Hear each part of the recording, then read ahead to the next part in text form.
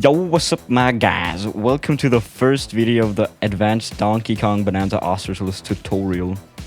If you are an ostrich food runner, the videos up until Divide could still be relevant to you because the route is the same up until that point. If you are new to the game, I recommend you watch Zambee's beginner guide linked in the description. While it is quite old, I think it is a good starting point for new runners.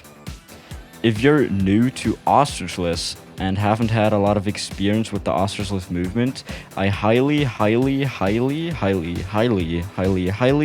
recommend watching Twirly's Ostrichless movement guide linked in the description as well. In this video, I will be going over strats that I have found the most success with. If there are any optimizations, I will try to cover them as well at the end of the video, even if I don't personally do them. At the end of the video, I will also be going over some invisible time save that you might have never considered.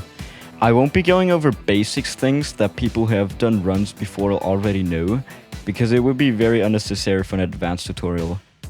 Big shoutouts to Twirly and Mewy for helping me with the scripts.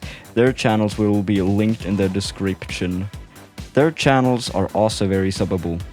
Anyways, with that out of the way, here's what a full Ingot aisle would look like with the strats I'll talk about today.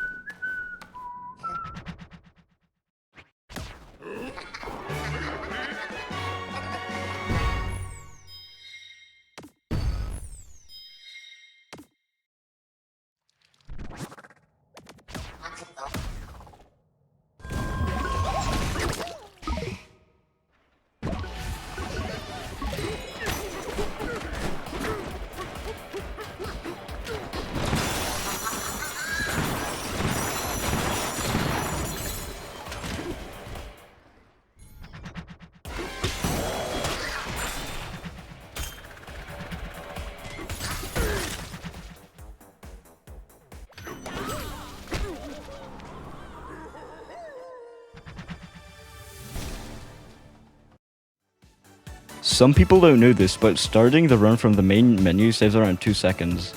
Also, pressing the A or B button, depending on your mapping, in most loading screens saves additional time. Don't forget that. It's free time save. The timer starts when pressing normal mode. When the loading screen is close to being over, I hold the minus button and press the plus button continuously to skip the cutscene as fast as possible. A lot of people don't know about that as well. You mash Y to break the wall, and then I time my minus button press for the following cutscene. You instantly grab a chunk to start surfing and swing to break this gold. Roll punch forward to break the wall, pick up a chunk and surf to the digging part. I personally would advise not to mash down punch to dig down this section. What I do is I press my down punch button rhythmically while holding it for a little after every time I press. It's hard to explain, but you'll get used to it eventually. Hit the switch and make sure to skip the cutscene before the wall breaks and get the smashing stat. Make your way to the small rock, break the gold on the side, do a fat to the red thing and another fat to get up. Swing to break the wall, surf and hit the second switch. Skip the cutscene before the wall breaks again. Roll forward, grab a chunk, and surf forward. Swing to break the gold, and roll punch your way up to the banana.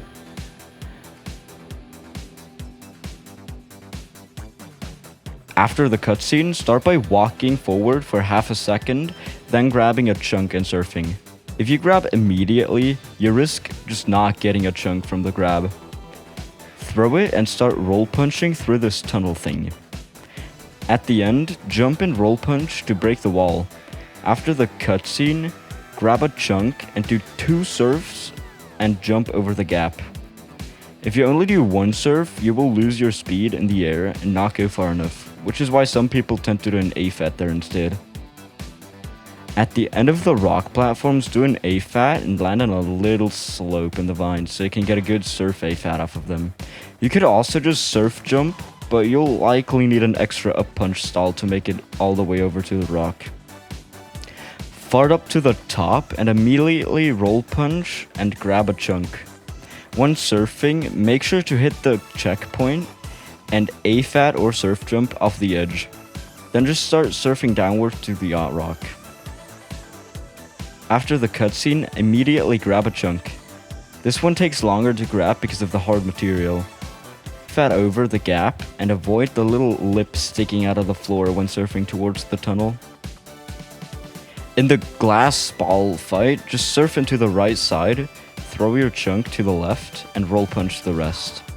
After a nice whistling session, open the map and press right twice to teleport. Long jump to the right and fart up to the platform.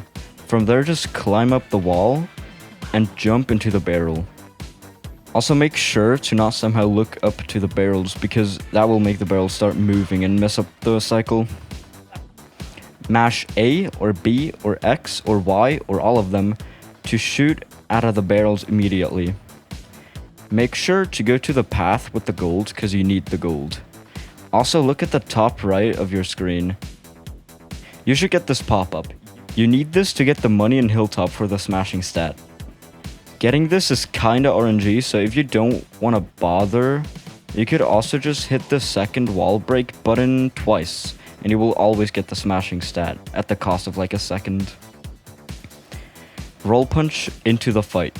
Start the fight by rolling and delay your punch a little bit, so that all your roll punches actually hit the boss and break his shell instantly.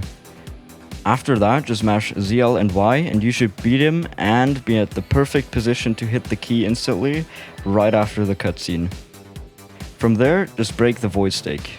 What I like doing is breaking it from the side like this so I don't risk weirdly bonking off of it and losing time. After that, roll, jump, turn around so you can bonk your head on the wall to fall down faster. That's Ingot Isle. Times you could be aiming for with these strats is about a 2-4x, so like for example a 249 or better. Now for Ingot Isle, there's only one real optimization.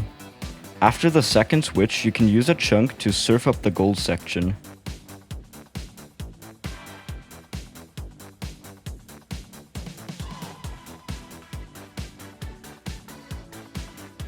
You do break less gold if you do this strat, but most of the time you'll still get the smashing stat. That's why ideally you want to get a hard chunk after the switch, which you get by grabbing very early and going a bit to the left.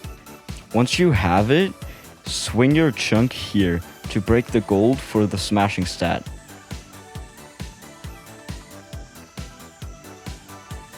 Fat and start surfing up the gold. If you don't get a hard chunk, which is quite common, Do the same thing, but just don't swing your chunk because it will break. Surfing up this gold is really inconsistent because the gold can just like bump you everywhere, which is like hella annoying. Now, let's talk about invisible time save. Also, quick reminder that going into the main menu before starting a run saves about 2 seconds, and pressing A or B depending on your button mapping in loading screens saves time throughout the run.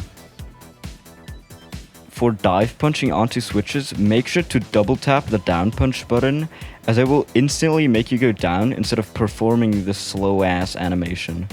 This applies to every section where you have to dive punch to go downwards. For breaking the banana after the gold section, you could try roll punching into it, which sometimes works, but a lot of the time just makes you bonk away from it and lose a lot of time, so I don't really recommend it. What I recommend is going towards it, then just up punching. Up punching is faster than neutral punching, and technically saves a little bit of time. Also, it's theorized that restarting your switch before starting runs improves your load times. I'm not too sure about that, but I'd say it's worth it just in case, like before an attempt session. That's pretty much everything there is for Ingot. If you still have questions, just ask in the Discord server of Donkey Kong Bonanza. People would be glad to help you out and improve. And I'll see you in Lagoon.